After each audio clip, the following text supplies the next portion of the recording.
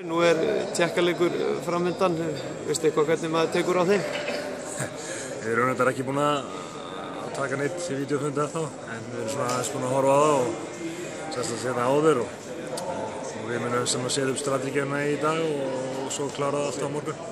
En svona, það er svona smá grunnvinna búin að vera í gerð.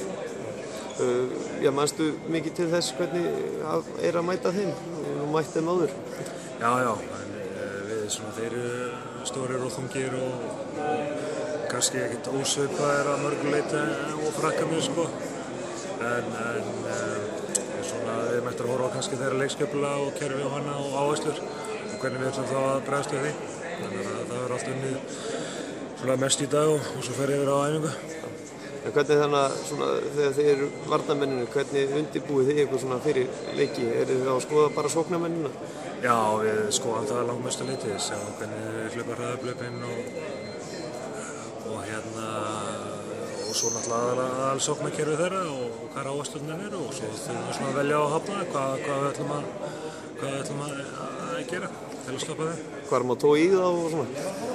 Já, það má ekkert lengur, þannig að nú þurfum við að finna eitthvað aðra eins. Nú þið búið að gagnrýna svolítið dómarana með að þeir séu svona full spjaldagrófir og gera svolítið mikið af brottvísun. Ertu svona sammála á því?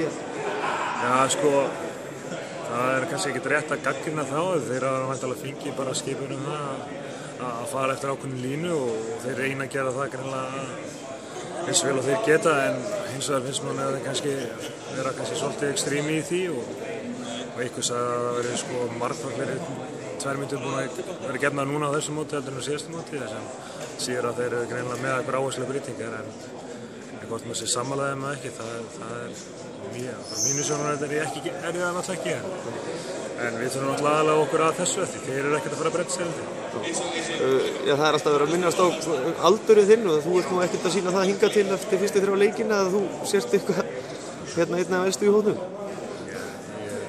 Er ég elstur? Já, jú, það víst þetta.